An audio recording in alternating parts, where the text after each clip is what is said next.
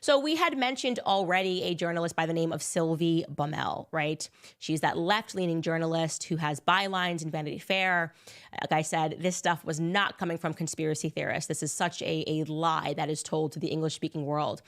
She is the one who has dedicated the most time into trying to get into the past of Brigitte, to learn about the past of Brigitte. And she just kept coming up against a wall.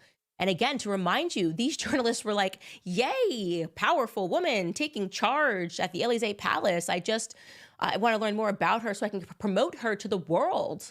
You know, who doesn't love a strong character, especially if you're a feminist like these writers were?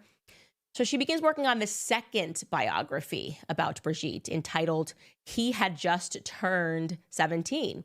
Actually a funny title. It's an untrue title, and Sylvie Bommel actually disputes it in this very book.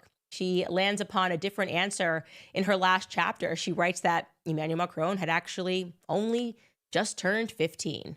She probably went with a different title because they would have panicked at the Élysée Palace if she went with he just turned 15, right? They probably would have been doing some terrifying things. Maybe they would have just called her into the office for a talk.